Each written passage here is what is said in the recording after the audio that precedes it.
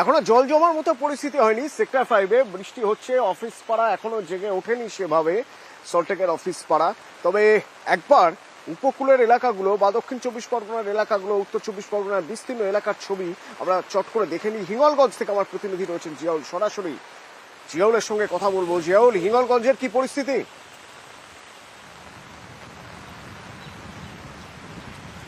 দেখো, রাতভর একেবারে তাণ্ডব চালিয়েছে লেমান ঘূর্ণিঝড়, এবং তারপরে কিন্তু একাধিক জায়গায় বাঁধে যেমন ফাটল ধরেছে, অনেক জায়গায় গ্রামে জল ঢুকেছে। তার কারণ আমফান ইয়ার্সেও কিন্তু প্রচুর পরিমাণে ক্ষতি হয়েছিল। এবারেও লেবানের যেভাবে তাণ্ডব, অর্থাৎ একেবারে রাত 11টা থেকে ভোর রাত পর্যন্ত যেভাবে তাণ্ডব চালিয়েছে, এখনও কিন্তু যথেষ্ট হাওয়া রয়েছে, বৃষ্টি হচ্ছে, ফলে একের পর এক রাস্তায় অর্থাৎ গাছ পড়েছে। এই মুহূর্তে বলা যেতে পারে কার্যত সন্দেশখালী, হিঙ্গলগঞ্জ এবং হাসনাবাদ সহ একাধিক এলাকায় কার্যত অবরুদ্ধ হয়ে রয়েছে। এনডিআরএফ সঙ্গে হচ্ছে পৌরসভার আধিকারিকরা থেকে শুরু করে সরকারি আধিকারিকরা, তারাও কিন্তু একেবারে ভোর রাত থেকেই গাছ কাটার কাজ যেমন করছে, রাস্তা স্বাভাবিক করার চেষ্টা করছে। অন্যদিকে এই যে বিভিন্ন জায়গায় যে বাঁধ ভেঙেছে, অর্থাৎ রায়মঙ্গল, কালিন্দী সহ যে সমস্ত নদীগুলো রয়েছে, সেই নদীগুলো যেভাবে অর্থাৎ মাটির বাঁধ, নরম বাঁধ, সেটা গ্রামবাসীরা বারবার অভিযোগ করছিল। তখন আমফানের সময় সেগুলো ভেঙে যাওয়ার পরেও সেটা মাটির বাঁধ, হালকা মাটি দিয়ে সেখানে বাঁধ দেওয়া হয়েছিল।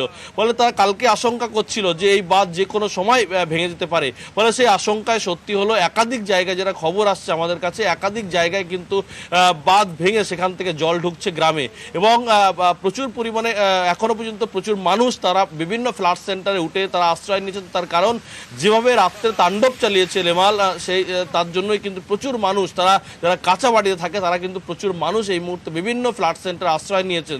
বা কার্যত বলা যেতে পারে ধ্বংসস্তূপ, অর্থাৎ যুদ্ধক্ষেত্র বলা যেতে পারে, যেভাবে তাণ্ডব চালিয়েছে লেমান ঘূর্ণিঝড়। ফলে অনেক জায়গায় অর্থাৎ যুদ্ধক্ষেত্রের মতন পরিস্থিতি তৈরি হচ্ছে। তার কারণ একাধিক জায়গায় যোগাযোগের ব্যবস্থা যেমন একেবারে সম্পূর্ণভাবে ভেঙে পড়েছে, অন্যদিকে রাতভর যে তাণ্ডব চালিয়েছে, একাধিক জায়গায় গাছ ভেঙে পড়েছে, এবং বিদ্যুৎ কিন্তু একেবারে গতকাল সন্ধ্যা থেকেই বিদ্যুৎ পরিষেবা পুরোপুরি বন্ধ। তার কারণ একাধিক জায়গায় গাছ পড়ে সেখানে বিদ্যুতের খুঁটি ভেঙে গেছে। ফলে এই মুহূর্তে বিদ্যুৎ ল্যান্ডফল হওয়ার আগে থেকে শুরু হয়ে গেছে হিঙ্গলগঞ্জে তাণ্ডব। ল্যান্ডফলের আগে থেকেই, কাল বিকেলের পর থেকেই একের পর এক জায়গায় জলোচ্ছ্বাস, নদীর জলস্তর বেড়েছে, একের পর এক জায়গায় নদীর বাঁধ, মাটির বাঁধ, সেই বাঁধ ভেঙেছে, জল ঢুকেছে। তবে আগে থেকে এনডিআরএফ তৎপর ছিল, প্রশাসন তৎপর ছিল, এবং সেই জন্যই এর আগে যে ঘটনাগুলো ঘটেছে, এর আগের ঘূর্ণিঝড়ের সময় যত সমস্যা হয়েছে বা যেভাবে ক্ষয়ক্ষতি হয়েছে, তা যাতে কিছুটা কমানো যায়, তার জন্যই ফ্লাড সেন্টারে নিয়ে আসা হয়েছিল মানুষদের। যুদ্ধকালীন তৎপরতা চলছে সেখানে মানুষ রয়েছেন, কিন্তু মন পড়ে রয়েছে গ্রামে, নিজের ভিটের কাছে। সেই ভিটে ফিরে দেখতে পাবেন তো, নাকি জলের তোড়ে ভেসে গেছে, এই আশঙ্কা নিয়ে হিঙ্গলগঞ্জের মানুষ অপেক্ষা করে আছেন। ফ্লাড সেন্টারে কখন রিমালের তাণ্ডব থামবে এবং তারা গিয়ে দেখবেন কি অবস্থায় রয়েছে তাদের বসত বাড়ি। তো এ গেল হিঙ্গলগঞ্জের ছবি। তো এর পাশাপাশি একবার আপনাদের কুলতলির ছবি দেখাই। সানিক প্রতিনিধি আমার সঙ্গে সরাসরি রয়েছেন। সানিক, কুলতলির কি অবস্থা?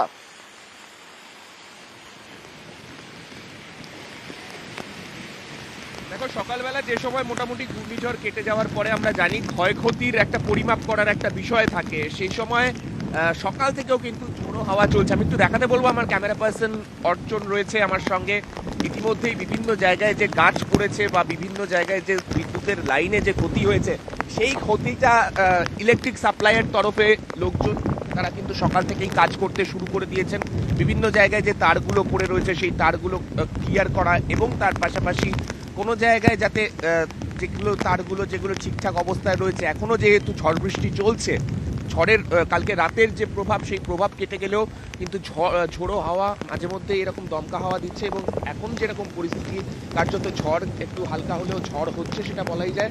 এবং তার পাশাপাশি বৃষ্টিও কিন্তু এক নাগাড়ে চলছে। তাই সাইক্লোন শেল্টার থেকে গ্রামবাসীরা বেশিরভাগ মানুষই এখনো নিজেদের বাড়িতে, যাদের বাড়ি ছেড়ে যারা গিয়েছিলেন সাইক্লোন শেল্টারে, তারা এখনো ফিরতে পারেননি। তাই তারা ফিরলে কি কি ক্ষয়ক্ষতি হয়েছে তার একটা কিন্তু সঠিক পরিমাপ করা সম্ভব হবে। রাস্তার পাশে প্রচুর এরকম গাছ ভেঙে ভেঙে পড়ে রয়েছে, যদিও বড় গাছের যেগুলো ভেঙেছিল কালকে রাতে, যে রাস্তাগুলো আটকে ছিল, সেই রাস্তা কিন্তু কাল রাতেই প্রশাসনের তরফে টিম সারা রাত কাজ করেছে। তারা সারা রাতের মধ্যে কিন্তু বেশ কিছু গাছ, তারা বড় রাস্তার ওপর যে গাছগুলো পড়েছিল সেই গাছগুলোকে তারা ক্লিয়ার করেছে। তবে আমরা যে ছবি দেখতে পাচ্ছি যে বিভিন্ন ক্ষেত্রে এইভাবেই কিন্তু একের পর এক গাছ যেগুলো রাস্তার ওপর পড়েছিল সেই গাছগুলোকে ক্লিয়ার করে আপাতত যেটা চেষ্টা করা হচ্ছে যে একটা সঠিক পরিমাপ লাগানো, ঠিক কতটা ক্ষয়ক্ষতি হয়েছে কত।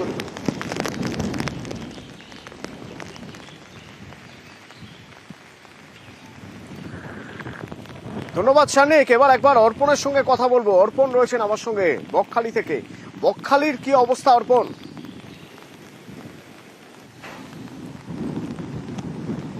দেখো, গতকাল যে ঝড়ের দাপট ছিল সেখানে দেখা গিয়েছে যে রাতভর কিছু না কিছু জায়গাতে গাছ পড়েছে, ছোট বড় সব মিলিয়ে 117 নম্বর জাতীয় সড়কের উপরে গাছ পড়ে রয়েছে এবং গ্রামের মধ্যেও বেশ কিছু বাড়ি ক্ষতিগ্রস্ত হয়েছে।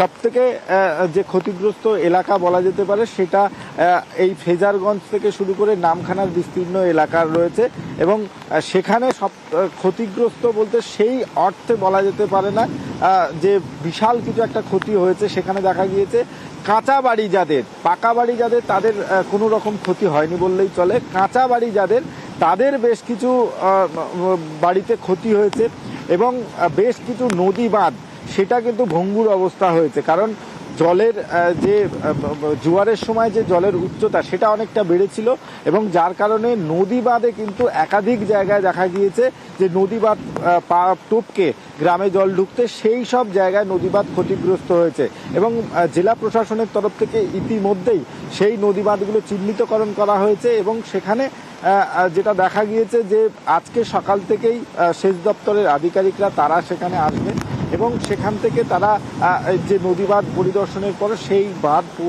সারাইয়ের কাজ শুরু করবেন। এর পাশাপাশি যে বাড়িগুলি ক্ষতিগ্রস্ত হয়েছে তা সেই বাড়িগুলো চিহ্নিতকরণ করা হবে। পাশাপাশি যারা ফ্ল্যাট সেন্টার বা স্কুল বাড়িতে ছিল, গতকাল থেকে আমরা যে ছবি দেখিয়েছি, তারা কিন্তু এই ঝড়ের পর সকাল থেকে দেখা গিয়েছে ধীরে ধীরে তারা বাড়ি ফিরতে শুরু করেছেন। অর্থাৎ এই যে ঝড়ের তাণ্ডব, সেই তাণ্ডব থেকে মুক্তি পেয়েছে।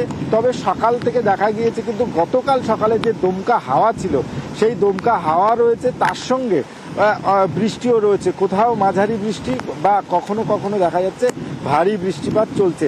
তবে এখনো পর্যন্ত বিপদমুক্ত নয় এমনটাই মনে করা হচ্ছে, কারণ ঝড়ের দাপট যেভাবে রয়েছে যে কোনো মুহূর্তে কিন্তু এই দাপটের জেরে একাধিক বাড়ি ক্ষতিগ্রস্ত হতে পারে এমনটাই কিন্তু আশঙ্কা করছেন।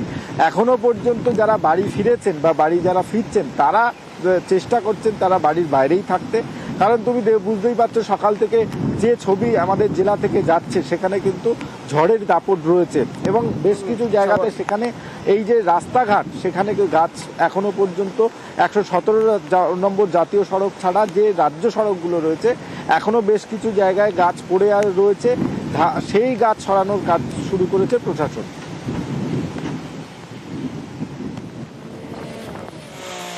ধন্যবাদ অর্পণ।